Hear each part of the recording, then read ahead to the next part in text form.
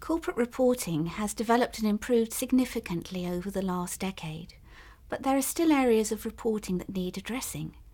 Many claim that reporting is too backward-looking, too short in its horizons, does not reflect the intangible assets on which business depends, such as ideas and relationships, and is too complex and compartmentalized for readers to understand quite simply how the business is doing.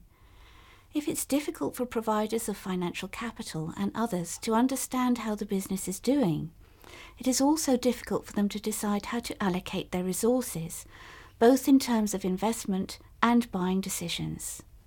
So reporting needs to adapt and evolve to address these issues and to respond to changing expectations, prompted by concerns about planetary limits, how much the Earth and ecosystems can continue to provide, the changing policy environment as policymakers seek to respond to and avert economic and social crises, and changing expectations of companies as accountable contributors to society and communities.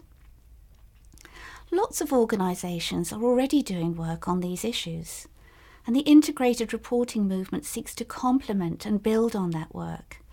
Our draft framework, the International Integrated Reporting Framework, now released for public consultation, simply sets out a way for companies to communicate how they create value now and over time.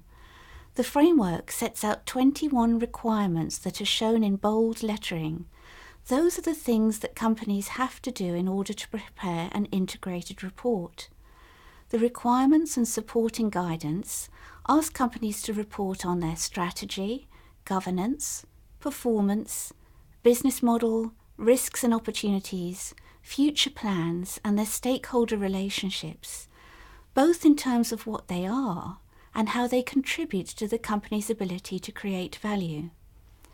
Much of this information will already be available internally in many companies.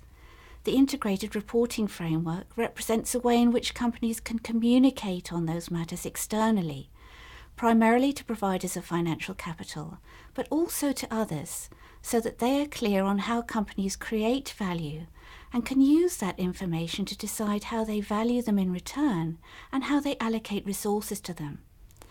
There may be a few hurdles to overcome as companies embark on integrated reporting, such as new concepts to understand, like the capitals, value creation, and business model. Maybe there'll be new systems and controls to put in place as different types of information are gathered.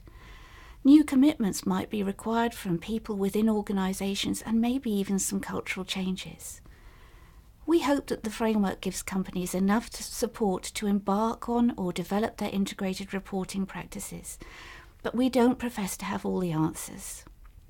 So we've released it for public consultation to seek your views on whether the framework will enable you to produce an integrated report.